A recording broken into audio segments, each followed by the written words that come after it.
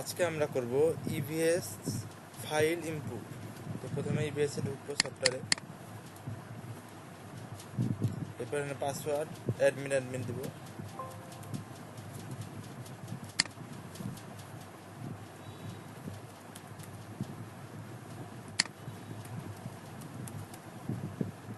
Log in, এখানে এটাতে যাব, প্রথমটা ইনপুট ফাইল সিলেক্ট ওপেন, এর ইনপুট করবো, ইনপুট টিপে আসবো, are you sure, yes.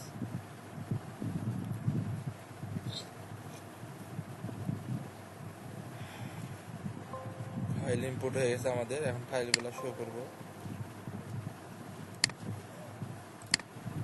Open, এই যে আমার ফাইল ইনপুট হয়ে গেছে। এবার এখান থেকে আমরা দেখতে পাবো যে কোনো একটা, এটা দেখবো, দেখতে পেয়েছি কস্ট সেকশন। এখান থেকে দেখলাম এরকম কস্ট সেকশন হয়েছে।